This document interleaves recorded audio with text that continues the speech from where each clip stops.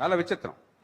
ఆ చట్టం పెట్టిందేమో గవర్నమెంట్ స్కూళ్ళు బాగుపడాలి, ప్రైవేట్ స్కూళ్ళని నిరుత్సాహపరచాలి, వాళ్ళకి లైసెన్సులు పెట్టాలి, దానికోసం లంచాలు మింగాలి, ఇక్కడ వేల కోట్లు డబ్బులు ఇవ్వాలా. ఈ 10 ఏళ్లలో చట్టం వచ్చాక 5 ఏళ్ళు, చట్టం రాకముందు 5 ఏళ్ళు, 10 ఏళ్ల కాలంలో అంతకు ముందు కంటే 5 లక్షల కోట్ల రూపాయలు అదనంగా ఖర్చు పెట్టారు పాఠశాల విద్య కోసం. ఈ చట్టం తీసుకొచ్చారు, ఈ రాజ్యాంగాన్ని మార్చామని చెప్పారు. కానీ గవర్నమెంట్ స్కూల్లో 10% తగ్గారు, ప్రైవేట్ స్కూల్ 40% పెరిగారు. నిజమైన పౌర హక్కు ఏమన్నామంటే పిల్లలకి ఏ తల్లి కడుపున పుట్టినా మంచి చదువు అందటం. ఇది చేయాలంటే ఈ చట్టాలు చట్టుబండ్లో గ్యాస్ కొట్టడం కాకుండా నిజంగా నిజాయితీగా ఏం చేయాలి? నిజాయితీగా చేయాలనేటువంటి లక్ష్యం ముందు ప్రభుత్వానికి, నిజంగా ఇప్పుడు ఉన్నటువంటి ప్రభుత్వాలకి నిజాయితీగా చేయాలనేటువంటి లక్ష్యం ఉందా, ఉండే అవకాశం ఉందా? అక్కడ మనం దాన్ని ఆలోచించుకోవాల్సినటువంటి అవసరం. ఇంతమందిని ఘోష పెడితే వింటారని ఆశ మనందరికీ. అంటే ఒకటి ఇక్కడ ఏమిటని చెప్పేసానంటే, అసలు ప్రభుత్వం లేకపోతే ఇప్పుడు ఉన్నటువంటి సమాజం మొత్తంగా కూడా ఒక విద్యారంగాన్ని ఇప్పుడు దిశ గురించి మనం మాట్లాడుతాం. అసలు మనం ఏ దశలో ఉండి మాట్లాడుకుంటున్నాం అని చెప్పేసానంటే, నా అభిప్రాయం అయితే మానవుడు అనేవాడు ఒక సరుకుగా పరిగణించేటువంటి దశకి వచ్చినటువంటి దశలో మనం ఉన్నాం. ఇప్పుడు మనం మాట్లాడుతున్నటువంటి అప్పుడు కూడా చాలామంది మానవ వనరు అని మాట్లాడుకుంటున్నాం. ఎవరికి వనరు మనం అంటే, ఇప్పుడు మనం ఆహ్వానిస్తున్నటువంటి విదేశీ పెట్టుబడులకి మేక్ ఇన్ ఇండియా పేరుతో కానీ, లేకపోతే ఇప్పుడు మనం అభివృద్ధి చేస్తున్నటువంటి ఇన్ఫ్రాస్ట్రక్చర్ అంటే అంత లోతుకి వెళ్ళదు. ఇప్పుడు మనం చదువు సంగతి మాట్లాడదాం, లేకపోతే ఏమవుతుందంటే చర్చ ఇంకా వెళ్ళిపోతుంది. అక్కడే ఉన్నటువంటి కీలకం అంతా అక్కడే ఉన్నది. మనము విద్యార్థిని ఒక సరుకుగా అభివృద్ధి చేయాలి అనేటువంటిది ప్రారంభమైన తర్వాత, వీళ్ళని ఒక సరుకుగా అభివృద్ధి చేయటం అనేటువంటి మొదలుపెట్టిన తర్వాత, అంటే విద్యని మనం జ్ఞానం కోసము మనం అధ్యయనం చేస్తామా, లేకపోతే విద్య అనేటువంటి దాన్ని మనం అధ్యయనం చేయటం ద్వారా మనం అవసరమైనటువంటి ఒక సరుకుగా మారటం కోసం చేస్తున్నాం అనేటువంటి. అంటే ఒకటి ఇంకో దానికి వ్యతిరేకం కావక్కర్లేదుగా. సమాజానికి పనికొచ్చే సరుకుల్ని ఉత్పత్తి చేసే శక్తి, సేవలను ఇచ్చే శక్తి ఒక డాక్టర్గా కావచ్చు, సరుకుగా కావచ్చు. రెండోది మనిషి జ్ఞానాన్ని, సంస్కారాన్ని పెంచుకోవటం. రెండు ఒకటి ఇంకో దానికి వ్యతిరేకం కావక్కర్లేదు. ఏంటంటే ఒక మనిషి ఒక సంపూర్ణమైన చర్చ నన్ను నడపనండి స్వామి, మీరు కూర్చోండి దయచేసి.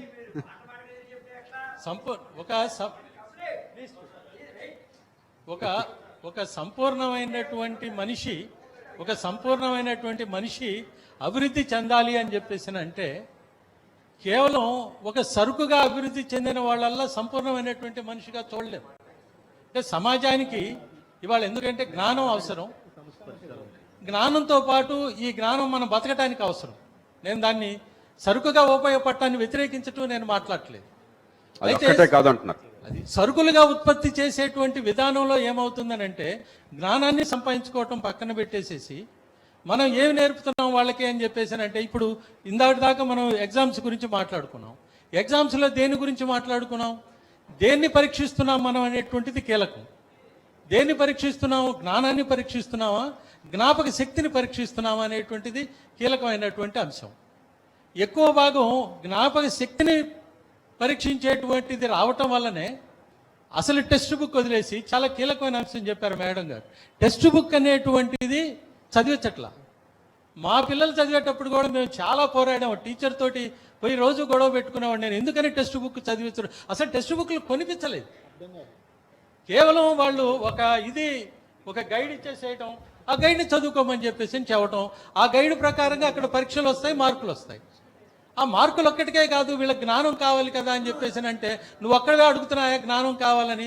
190% మంది మార్కులు అడుగుతూ ఉన్నారు, మమ్మల్ని ఏం చేయమంటావు అని చెప్పి స్కూళ్ళల్లో ఉండేటువంటి పరిస్థితి. అంటే ఇది ఇక్కడ తల్లిదండ్రుల్లో కూడా మార్పు రావాల్సినటువంటి అవసరం ఉంది, అట్లాగే ఇక్కడ మార్పు రావాల్సినటువంటి అవసరం ఉంది. మొత్తం మీద చదువు అనేటువంటిది జ్ఞానం పెరగటానికి, ఇందాక మంత్రి గారు చెప్పారు, నిజానికి చాలామంది విద్యార్థులకి బియ్యం ఎట్లా వస్తాయని అంటే, మా నాన్నకి జీతం వస్తుంది కాబట్టి కొట్లో బియ్యం దొరుకుతాయి, ఇంతవరకే తెలుసు. ఈ జిల్లా కలెక్టర్ ఒక ఆయన చాలా కాలం క్రితం వరి చెట్టు ఎంత ఎత్తుందని అడిగాడు ఈ గుంటూరు జిల్లా కలెక్టర్. అంటే అందుకనే ఖచ్చితంగా ఇవాళ ఉన్నటువంటి చాలా మంది విద్యార్థులకి ఇవి తెలియదు. నిజంగా మేము కోర్టులో రోజు బాధపడుతున్నాం. పెద్ద సాఫ్ట్వేర్ ఇంజనీర్ అయి ఉంటాడు, అతనికి భార్యతో సంసారం చేయడం కూడా చేతగా.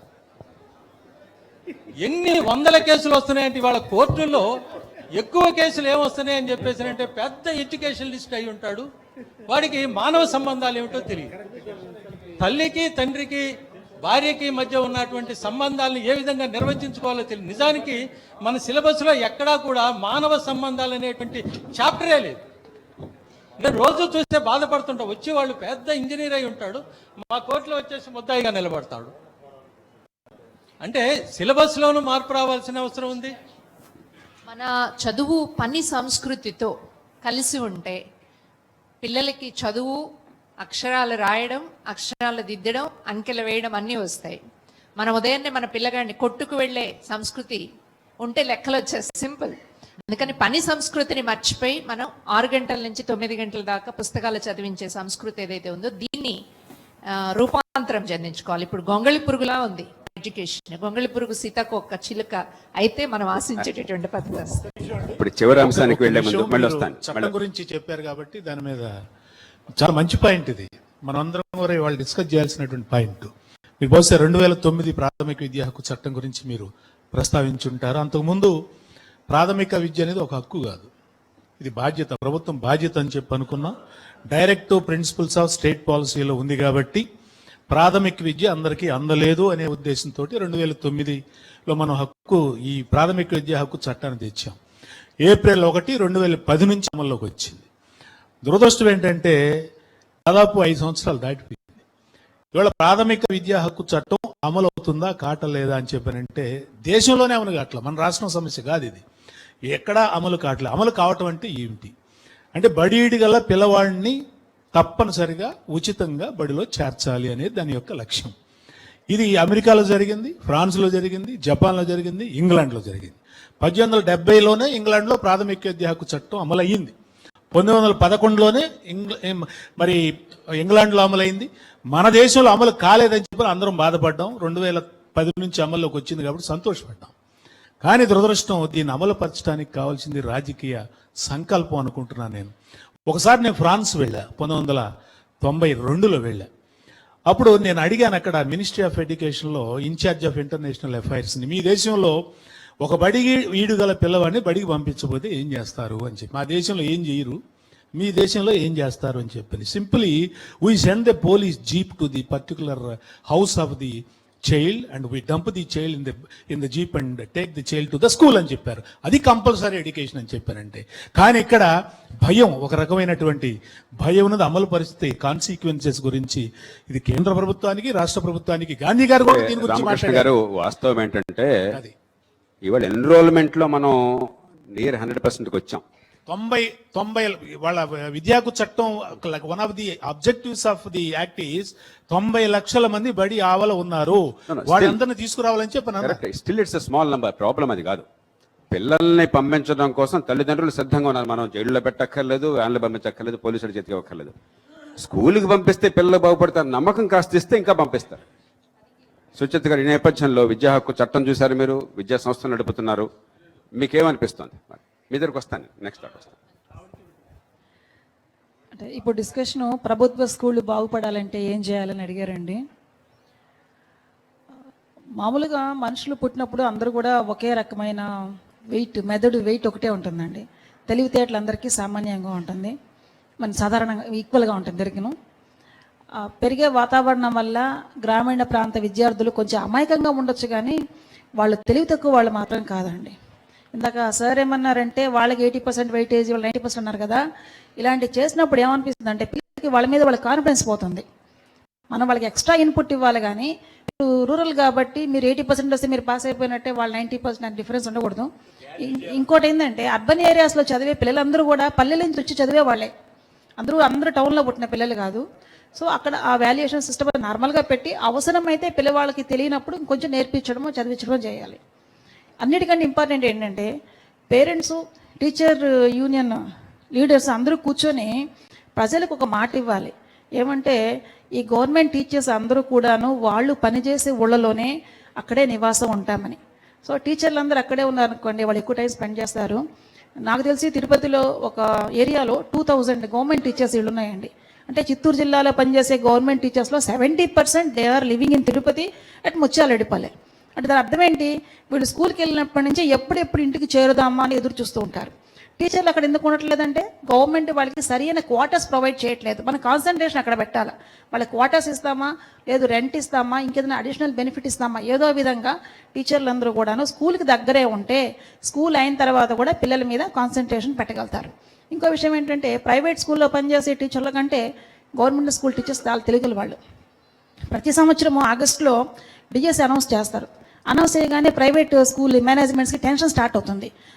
అది వచ్చి నవంబర్ డిసెంబర్ ప్రాంతంలో ఉంటుంది. ఈ టీచర్స్ అందరూ కోచింగ్కి వెళ్ళిపోతారు, అగైన్ వాళ్ళకి జాబ్ వస్తుందన్నమాట. అంటే ప్రైవేట్ స్కూల్స్లో ఎవరైతే మంచి టీచర్స్ ఉన్నారో వాళ్ళందరూ కూడాను సంవత్సరం మధ్యలో డిఎస్సి సెలక్షన్ వచ్చి వాళ్ళు గవర్నమెంట్ టీచర్స్గా వెళ్ళిపోతారు. ప్రైవేట్ స్కూల్ వాళ్ళు క్వాలిఫికేషన్ టీచర్స్తో స్కూల్స్ రన్ చేస్తుంటారు. అంటే మనకి సొసైటీలో దొరికే టీచర్స్లో మంచి టీచర్స్ అందరూ కూడా గవర్నమెంట్లో ఉన్నప్పుడు గవర్నమెంట్ స్కూల్ ఎందుకు అలా ఉన్నాయి అన్న దానికి వస్తే ఉన్న గవర్నమెంట్ టీచర్ల చేత మనం సరిగా పనిచేయించుకోలేకపోతున్నాం. నిజంగా దీని గురించి మాట్లాడే టీచర్ యూనియన్ లీడర్స్ అందరూ కూడా నేను అడిగేది ఏంటంటే, మీకు నిజంగా శ్రద్ధ ఉంటే పిల్లల్ని బాగుపరచాలా, దట్టు గవర్నమెంట్ స్కూల్ పిల్లలు బాగా ఉండాలి అంటే మీరు అందరూ మాట్లాడుకొని గవర్నమెంట్తో మాట్లాడి మీకు ఏం కావాలో వాళ్ళ దగ్గర నుంచి తీసుకొని మీరు అక్కడే ఉండండి. అలాగున్నప్పుడు మీరు మీ ఉద్యోగానికి న్యాయం చేస్తారు, పిల్లలు బాగుపడతారు. చివరి అంశంలోకి వచ్చే ముందు మనం ప్రభుత్వ ప్రైవేట్ రంగాల సమన్వయం ఎట్లా అన్న అంశంకి వచ్చే ముందు కొంతసేపు విరామం.